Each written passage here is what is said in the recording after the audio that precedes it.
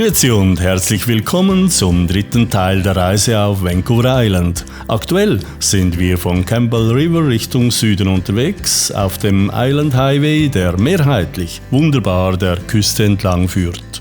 Bei Qualicum Beach fahren wir Richtung Westen, machen Halt im Sprout Lake Provincial Park und am Ende des Pacific Rim Highways erwartet uns, neben den Städten Ucluelet und Tofino, der Pacific Rim National Park Reserve mit seiner eindrücklichen Landschaft.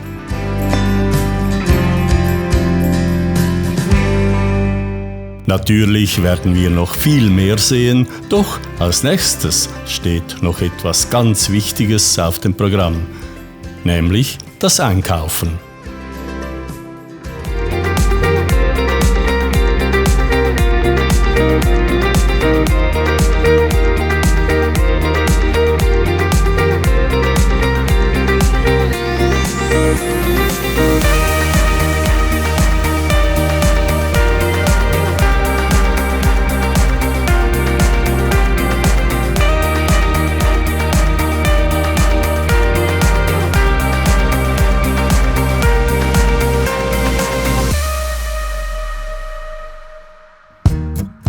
Okay, das können wir also abhaken und genießen entspannende Momente in Port Alberni. Die Stadt liegt am langen und engen Meeresarm, dem Albany Inlet, und am Somers River.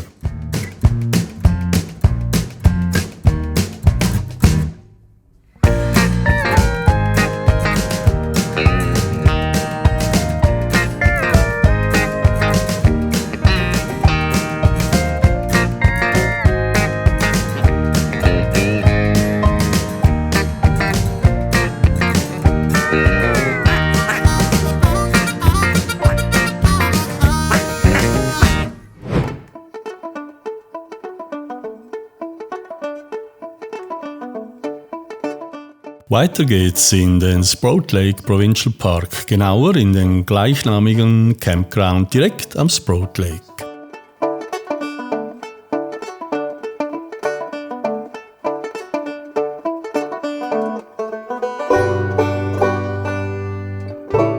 Hier benutzen wir die gut ausgeschilderten Wanderwege. Solche, ich habe es bereits erwähnt, sind in den Provincial Park meistens vorhanden.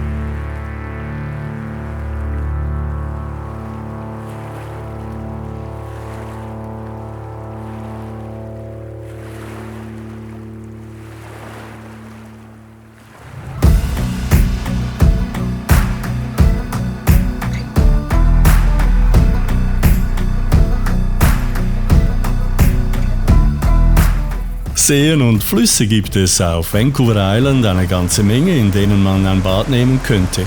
Wally Creek bietet jedoch eines der magischsten Badeerlebnisse der ganzen Provinz. Okay, der Wasserstand ist aktuell nicht sehr hoch.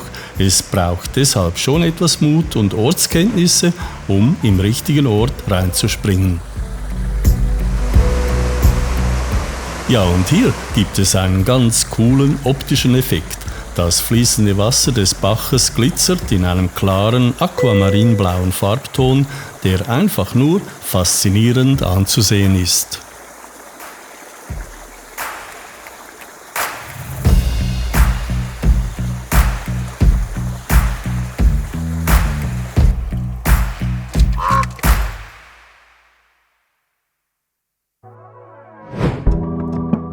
Am Larry Lake lohnt es sich, eine kleine Pause zu machen. Doch der etwas wolkenverhangene Himmel verhindert eine optimale Spiegelung der Landschaft im ansonsten ganz ruhig daliegenden kleinen See. Der Kennedy Lake ist der größte See von Vancouver Island. Er befindet sich rund 15 Kilometer nordöstlich von Ucluelet. Und, ganz erfreulich, ein ganz neuer, toller Aussichtspunkt wurde anfangs 2023 fertiggestellt.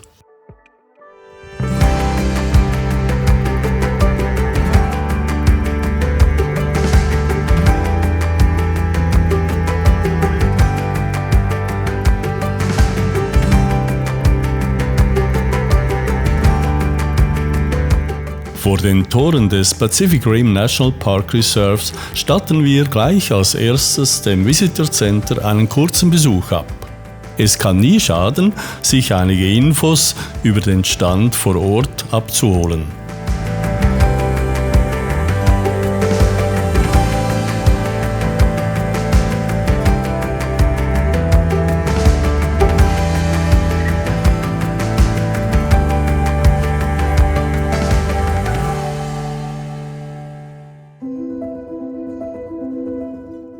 Ein absolut lohnender Trail ist der Wild Pacific Trail bei Ucluelet, der in mehrere Abschnitte geteilt ist. Bei so schönem Wetter eine herrliche Wanderung entlang der Westküste. Sehr lohnenswerte Abschnitte sind der Lighthouse Loop und der Artist Loop. Wunderbar! Der heutige Leuchtturm, Baujahr 1915, war noch bis 1988 von Leuchtturmwärtern der kanadischen Küstenwache besetzt und wurde dann automatisiert.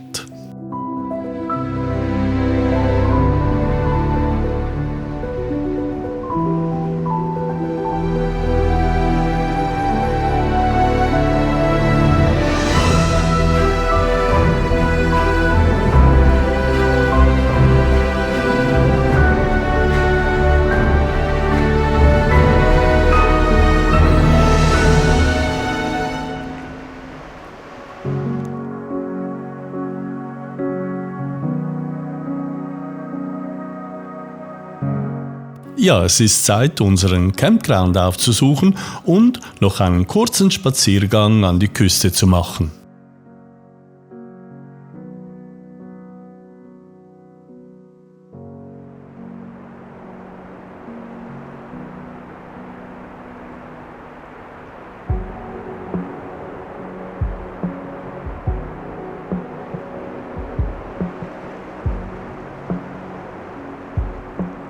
Der Greenpoint Campground liegt direkt an der Küste und hier spürt man die fortgeschrittene Jahreszeit. Der Strandabschnitt ist fast menschenleer.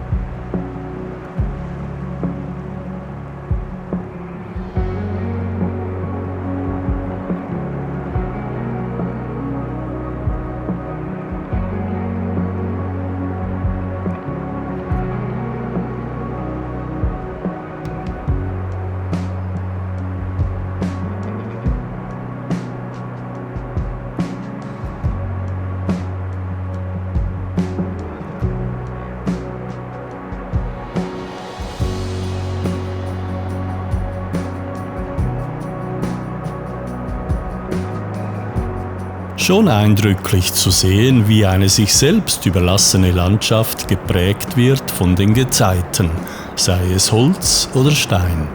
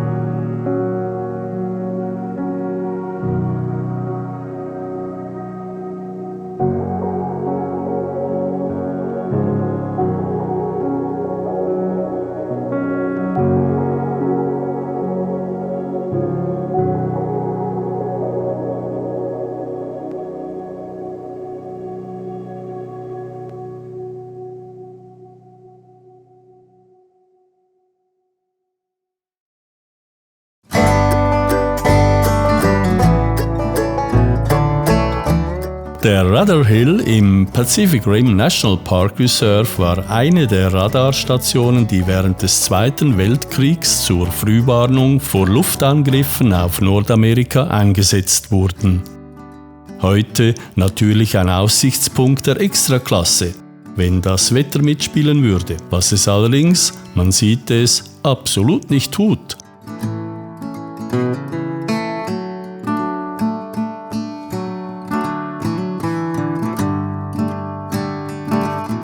Immerhin sieht man auf den Infotafeln, was man sehen könnte, wenn man etwas sehen würde.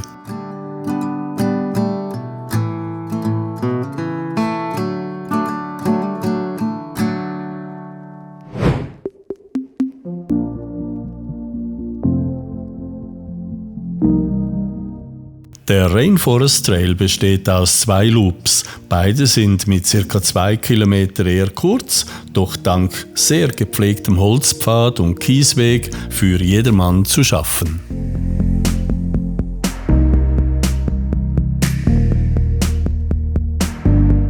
Der Weg führt durch einen mit Moos bewachsenen Wald mit vielen Hemlock-Tannen. Herrlich anzusehen.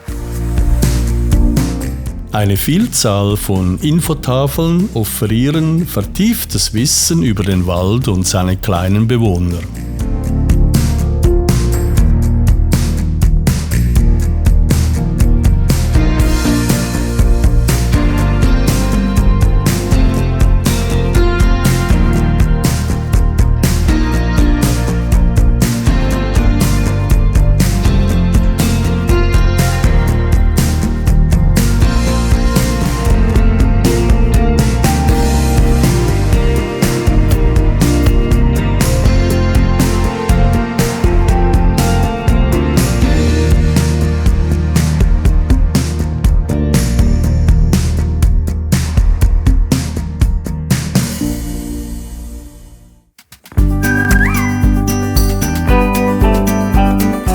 Okay, auch in Tofino verdient das Visitor Center einen kurzen Besuch.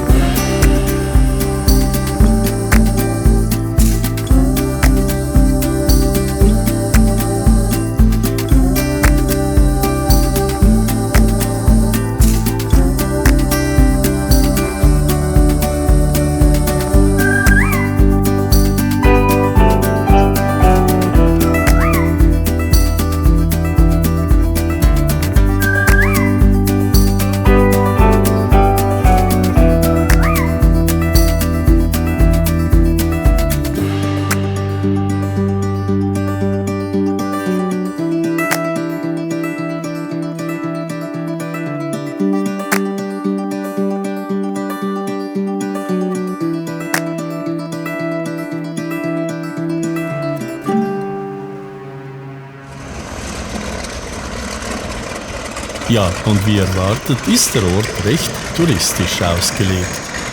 Die Angebote für Wassersport, Rundflüge und so weiter prangen an vielen Wänden. Doch unterhaltsam ist es allemal, dem Treiben am und auf dem Wasser zuzusehen.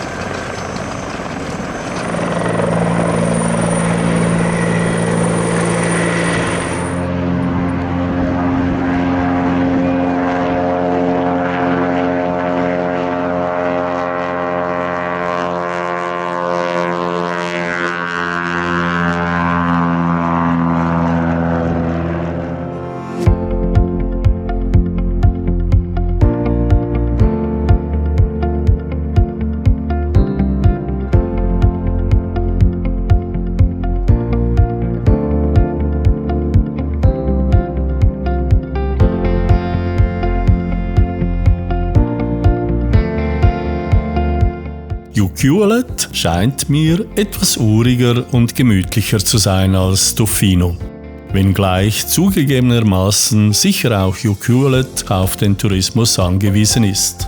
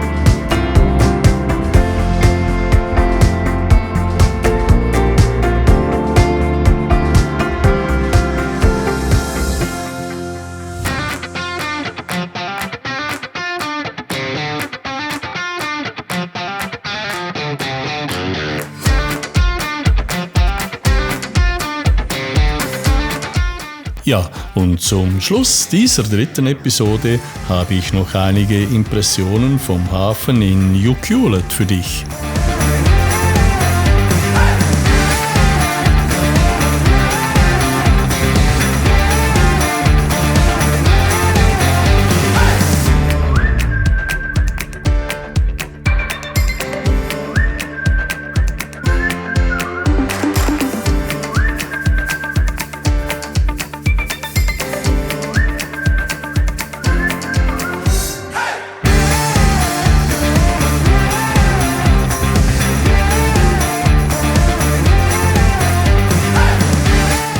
Ja, und es freut mich sehr, wenn du auch beim weiteren Verlauf der Reise mit dabei bist. Kommentiere einfach, was dir gefällt oder was weniger. Und wenn du mir ein Like schenkst oder meinen Kanal abonnierst, freut mich das ganz besonders.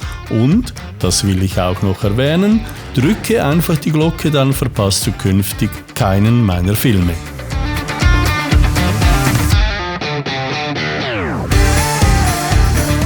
Auf meinem Kanal sehen wir uns schon bald wieder. Bleib einfach dabei und, das Wichtigste, bleib munter.